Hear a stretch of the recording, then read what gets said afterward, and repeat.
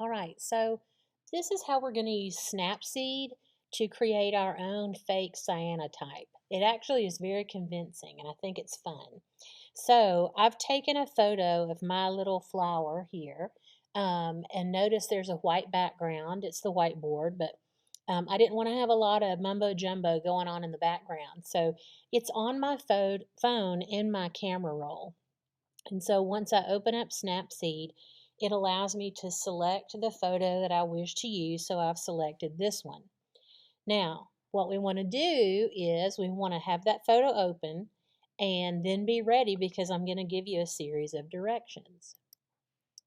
All right, so the first thing that you want to do when you're creating your cyanotype is you want to go and convert it to black and white. Okay, so we're going to go and find black and white. Okay, and then you have the opportunity to make adjustments on the brightness and things like that. So if you come up here, you can see where my cursor is pointing. There's a bar up there that will allow you to adjust the brightness. So you need to look and decide if you think there are elements of your photograph that are a little bit too dark. I've adjusted mine to, I've added a little brightness to mine. And so you want to double check and make sure that you are able to adjust yours as you see fit. The next thing you want to do is you want to come down here and say, okay. All right. And so the next thing you want to do is you want to flip your photo and you want to turn it into a negative. And so in order to do that, you go right here to the object that's called curves or the tool that's called curves. Okay. And what you're going to do is very, very easy. So if you go down here, you'll see that there's a little circle icon, and that will allow you to adjust things with the RGB or the red, blue, and green. And so I just want to make absolutely sure that mine is on RGB, so I'm messing around with all of them. The next thing I'm going to do is you'll see that there are two little buttons, one here and one here, two little circles.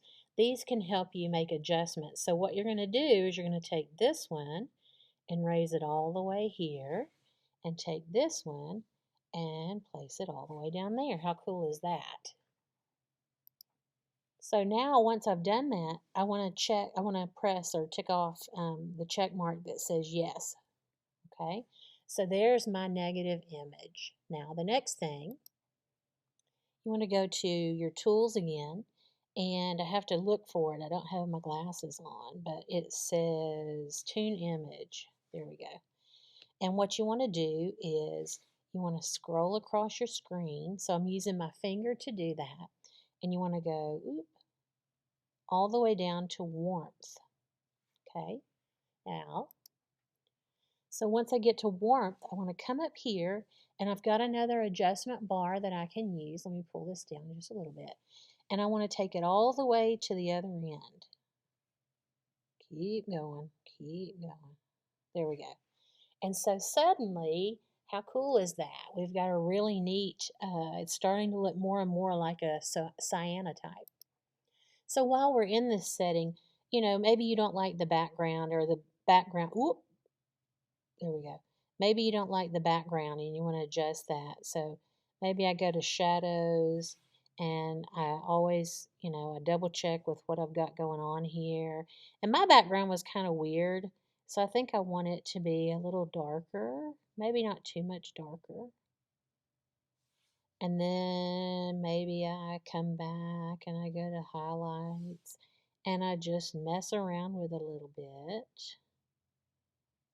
And maybe I want a few more highlights because I didn't have a lot of luminescence behind my petals and my flowers and my leaves, and so I wasn't really crazy about that. Maybe then I go in and I go to saturation, and what that does is it allows me to bring out more of the blue. Okay, so you can see it's more black on this side and blue on this side, and so you don't want to go too far. But I'll go with that. I like that pretty well. Then maybe we go to contrast. and make a few adjustments.